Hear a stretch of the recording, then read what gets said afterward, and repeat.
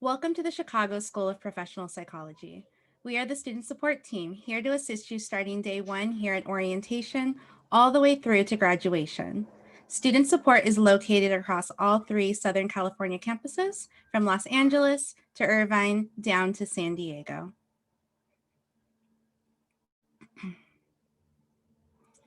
Here is the agenda for our presentation today and the topics that we will cover. The information covered here will also be available to you in the new student orientation in the Canvas shell. Let me now introduce you to the team. My name is Dr. Alyssa Hill, the Associate Director of Student Support. I provide support for Irvine Clinical Psychology as well as the Forensic Psychology programs. In addition, I oversee the SoCal Writing Center and accommodations. Megan Marshall is our Student Support Counselor and Student Life and Events Coordinator based out of the Los Angeles campus. Megan provides support for the LA Clinical Psychology program, as well as the Marriage and Family Therapy programs at the LA and Irvine campuses. Ani Hochverden is our Student Support Counselor located at our Los Angeles campus. Ani provides support for the Applied Clinical Psychology program at the LA and Irvine campuses, as well as for our Bachelor of Arts in Psychology program. Rachel Dory, based out of our San Diego campus, is our Student Support Counselor and Designated School Official. Rachel provides support for the Applied Behavior Analysis, Business Psychology, and Industrial and Organizational Psychology programs across the three campuses, as well as for the Applied Clinical Psychology and Marriage and Family Therapy programs at the San Diego campus. Student support is your go-to department to help you navigate the university policies, procedures, and the various resources to help you along your academic journey. We are here for general questions, to assist with registration or changes in your program status, and to guide you to the support services available. If you have a question but are not sure where to start, come to us first and we can point you in the right direction. When in doubt, please reach out to us at castudentsupport@thechicagoschool.edu. Now that you've met the team, let's explore university websites that you will use frequently throughout your studies here at TCSSP. Hello everyone, my name is Rachel. I'll be guiding you around our site.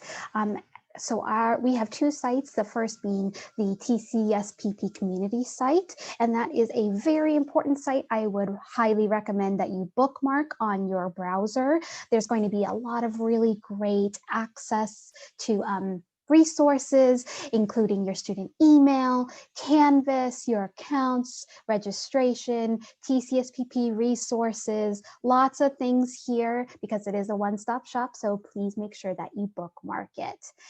So I'm going to go ahead and walk you through that. Let me just flip my screen. Okay, so here is the TCSPP community site. This is accessible to anyone who just can find the site. Again, please bookmark this. So there's a lot of things here I'm going to kind of mention. On the TCSPP community site, if you hover over the menu, as you can see, there's a lot of great resources. For example, we have the library here. The library will have a lot of great books, a lot of support. I believe they will also have their own welcome video, so you can learn more about the library from them as well as during their office hours. So if you would like to ever access the library, you can click here. There's also a lot of really great resources from the Chicago School through our Writing Resources site. As Dr. Hill mentioned, we have the Writing Center, which can be accessed here.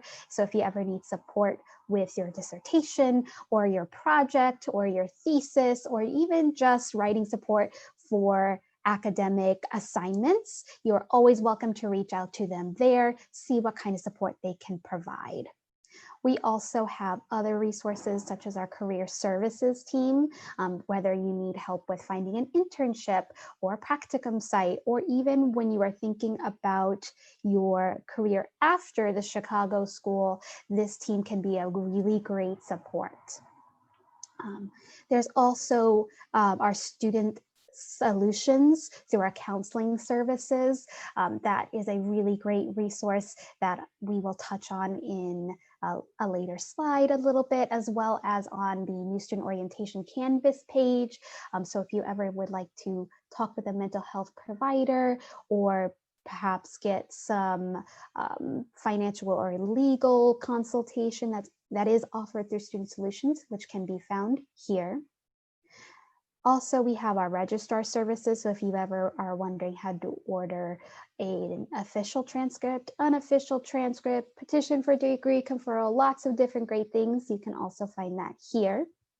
We also do have, as Dr. Hill mentioned, accommodations at the Chicago School that can be found on this site with ADA services. If you'd like to find the form, see more information, or how to get in contact with the ADA accommodations team.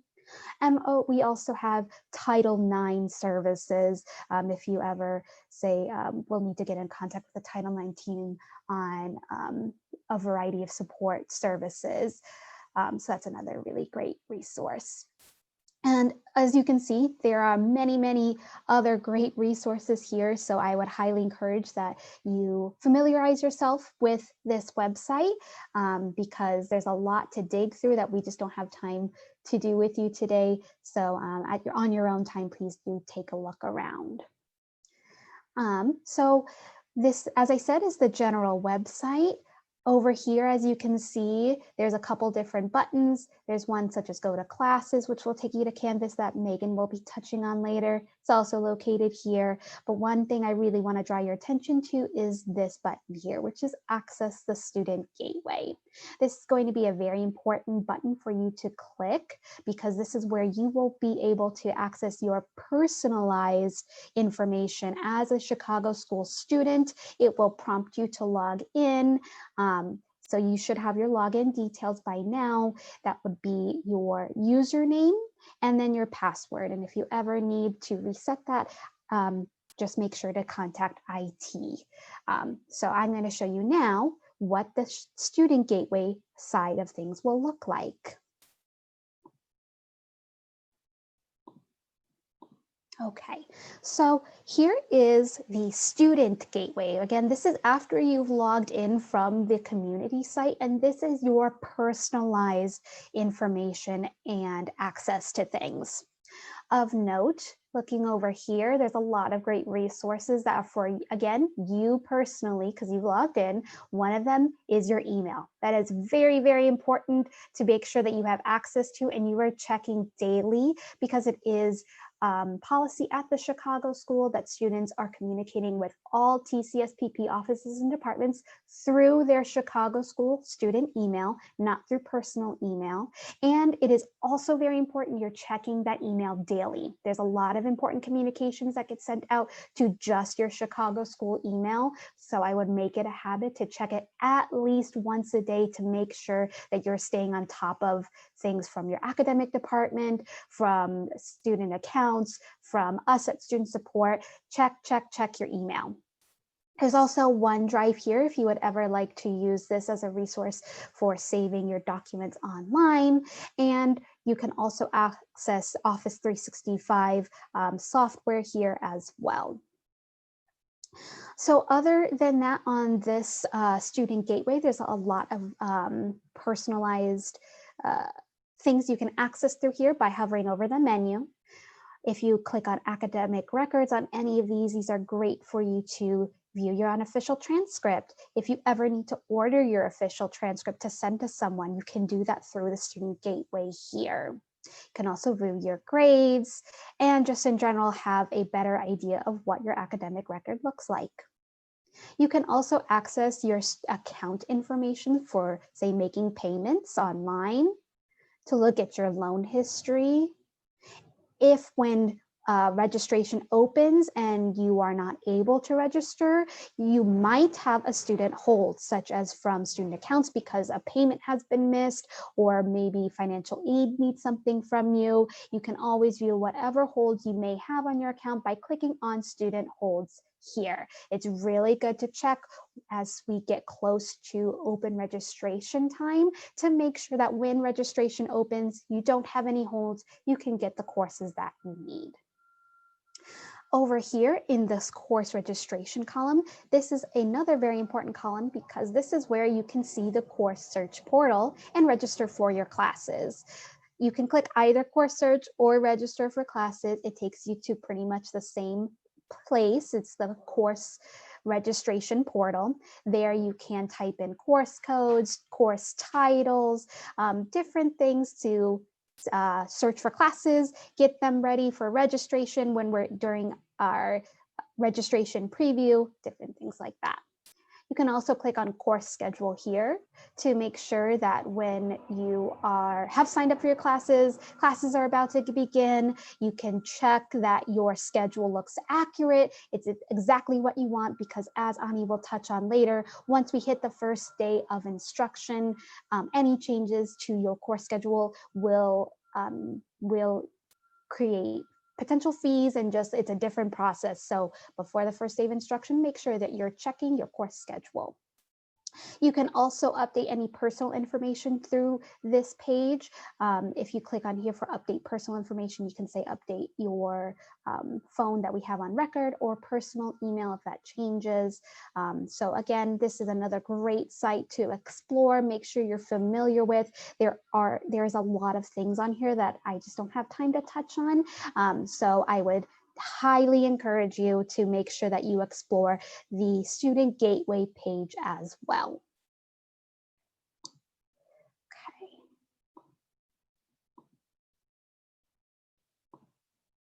So as I was explaining before, course registration is accessed through the Student Gateway. After you log in, then you will be prompted to go to the Student Gateway site that I was just showing you.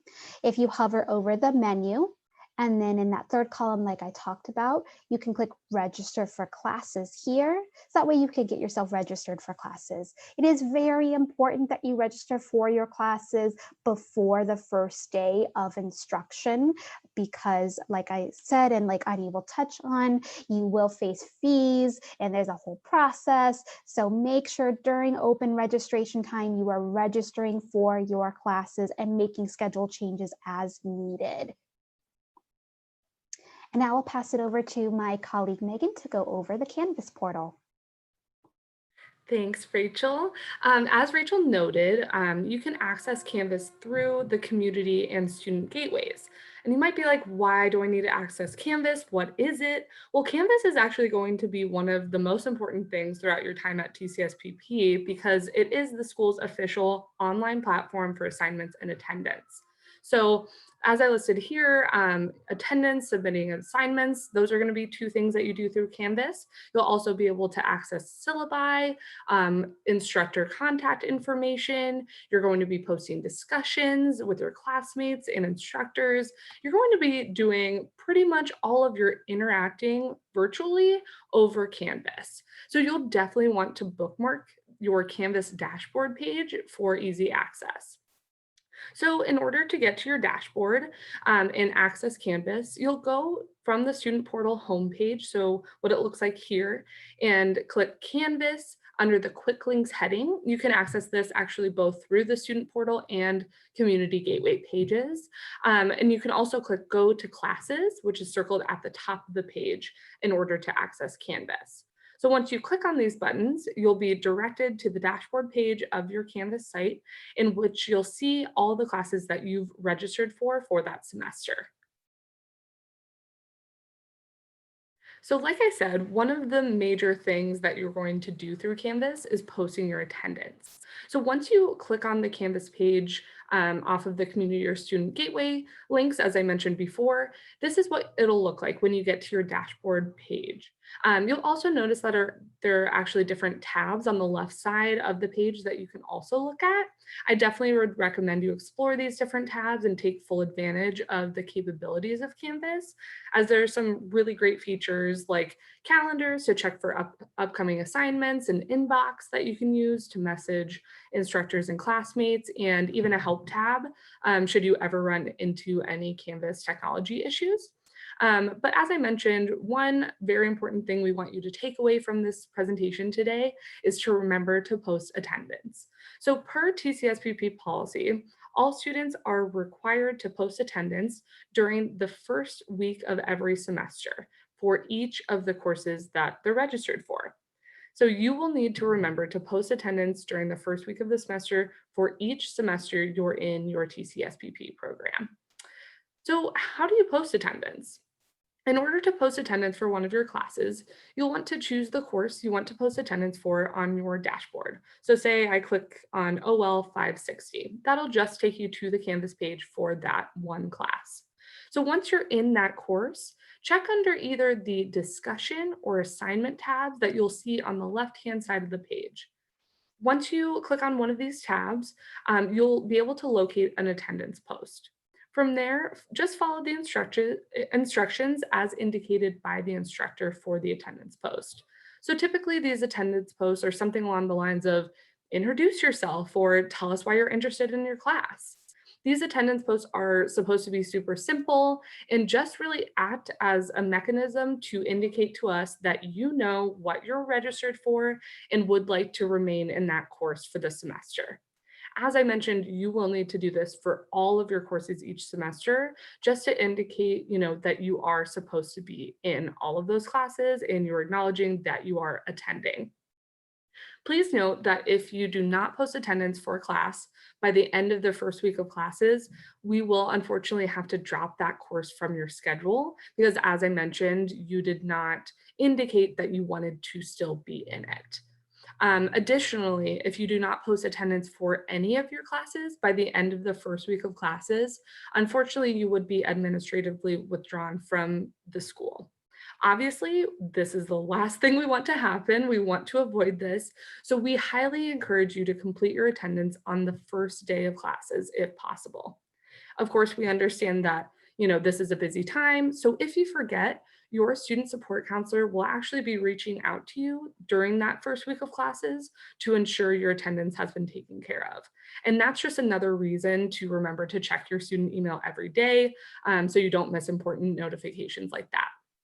So if you can take away one thing from this presentation, please remember to post your attendance each semester so you don't have to worry about being dropped from your courses. Next up, Ani will talk to you about the academic catalog and calendar.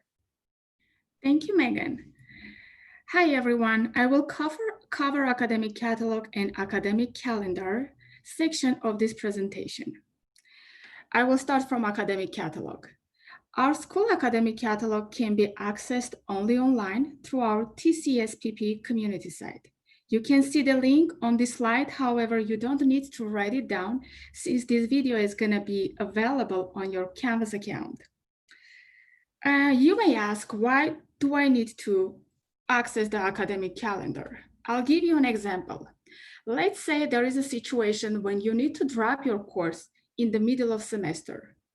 You will access academic catalog, the part when it explains academic policies and procedures to understand how you are going to do it. Is there a form that you need to complete? And what grade you are going to get for that course if you drop the course at that time?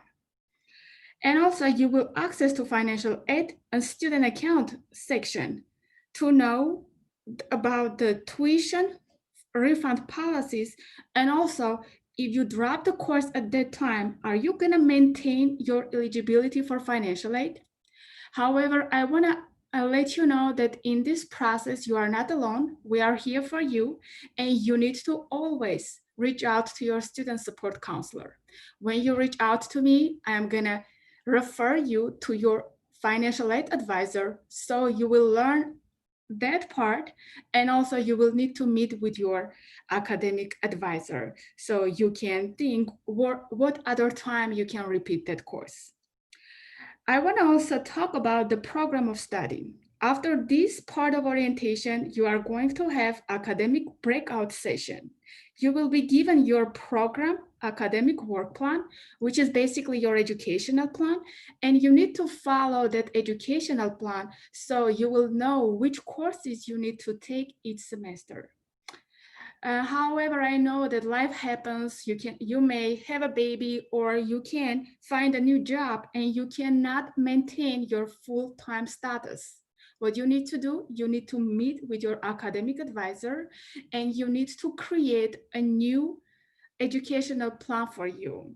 It is very important for you to maintain your good academic standing to get good grades because this is also linked with your financial aid eligibility. Can we move to the next slide? Academic calendar. It is very, very important to know the dates of each semester, the important dates. You will need to know when the semester starts. It is very important for you to remember that January 1st is the first day of our spring semester. If you don't remember that day, you cannot attend your classes, which means you will not be able to post your attendance and you will be dropped from the class. To avoid being dropped from the class, please remember these dates, attend the class, and post your attendance. And I want to mention here that some of our departments offer each courses only that particular semester. For example, if you are a ACP student, applied clinical psychology student, and you are dropped from your dissertation 1 course, you will need to wait a year until you can take dissertation 1 again. Please be aware of this part. It is important. And the next I want to talk about last day to add courses. Here I want to let you know that before the first day of semester, you can make any adjustments in your schedule through your student account, or if you have technical issues, you will need to reach out to us. And of course, we will be happy to help you with registration. However, after January 1st, if you want to add the course, you have 1 week to do so. In this week, you need to submit add and drop form. During this time, when you are submitting add and drop form, I will need to send the form to the department chair. We need to check if the classes still have available seats. Then the department chair will approve, send the form to me, then I need to send it to the registrar to add the course to your schedule. To avoid this long process and starting from your second semester, for this, you will have to pay the fees. I will encourage you, please register for your courses as soon as you can during our open registration period. Open registration for our next semester for summer is going to start March 15th. Summer semester will start May 10th. This period is open registration period. As I said, you can add the course, drop the course from your student account, or you can reach out to us if you have technical issues. We can make any adjustments that you wish in your schedule. However, after this, you need to submit the forms. Here, we want to talk about also last day to drop your course with a W. When you have to drop your course after add and drop period, which is January 17th this year, please consult with us, also with your academic advisor and also with your financial aid advisor to understand the implication of W on your academic and financial work. I would suggest you to use the planner to mark those dates on your calendars because those dates are very, very important. You will also know our holidays, the last day of instruction, and also when the grades are due, so you can plan your semester wisely. Because it is very, very important, as I mentioned in our previous slide, it is very important for you to maintain your good academic standing. Thank you. Now Megan will continue the presentation. Thanks, Ani. And just to be clear, the first day of the spring semester is January 11th. So you can, again, see it here on the academic calendar. It is January 11th is the first day of classes. So thanks again, Ani. Thank you, Megan. Right. Yeah. So in order to wrap up this presentation, we just wanted to leave you with a few tips that will help you be successful at TCSPP. So first, it's really important to know all of the resources that TCSPP has to offer you. Some of these helpful resources include our Campus Writing Center. So as Dr. Hill mentioned, she oversees that, and they have a lot of amazing resources within the Writing Center. Student Solutions, as Rachel mentioned, is a counseling service we partner with that offers not only mental health counseling services, but also legal, financial consultations, and more. It's a super awesome service that we have, and we will talk about that more on the new student orientation Canvas page. Additionally, the library has so many great books to check out, both in person and electronically. Obviously, right now, things are more virtual, but they have so many things to offer. And our campus librarian, Emily, is so helpful and will also be doing a daily video throughout new student orientation that I definitely recommend you to check out. Also, we offer ADA accommodations for students with long-term disabilities. So if you think this may apply to you, we definitely recommend you reach out to us before the start of the semester so we can make sure you have accommodations in place for when you start. Finally, we have Career Services, which is a great service for both current and alumni, current students and alumni, and that it can help you to plan forward, be proactive, and think about how you want your career to go after you finish your program at TCSPP. They can help with resume writing, cover letter writing, practice with interviews, and so much more.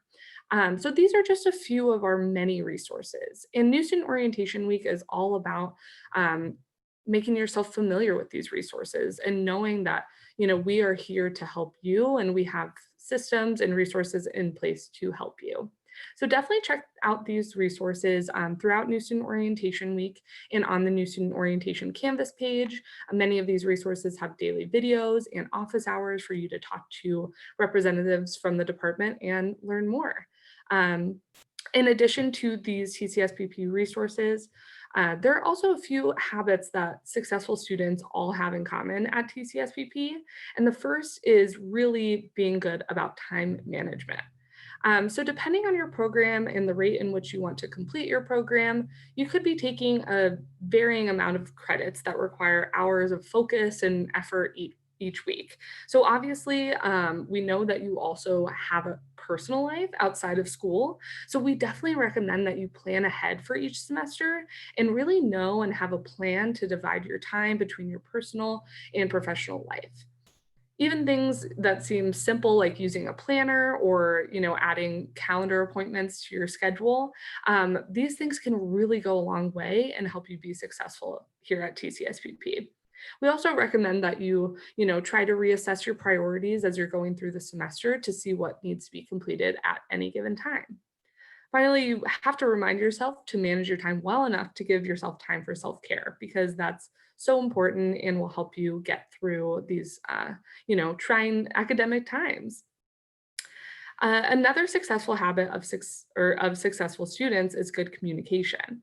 This may seem obvious, but checking your TCSPP student email regularly is so vital to your success. You've probably heard us mention it a few times already, but we really encourage you to check your student email daily to ensure you're not missing important emails, notifications, and reminders from various TCSPP departments. If you have a smartphone, think about adding your student email to your phone so you can easily access it when needed. Additionally, good communication includes not only just checking your email, but responding to emails and connecting with folks who will help ensure your success. Namely, connecting with your academic advisor and student support counselor regularly is so important. Establishing a relationship with these partners is important to your success, as we can help to ensure you register accurately each semester, answer any questions you may have, and offer you resources when needed. Finally, be proactive. It's so helpful when students know what's going on and work on solving issues before they even happen. Being communicative and managing your time well helps with being proactive. As I mentioned, these tips for success are included on the New Student Orientation Canvas page, so please be sure to watch daily videos and read the information contained there throughout this week and beyond to ensure your success.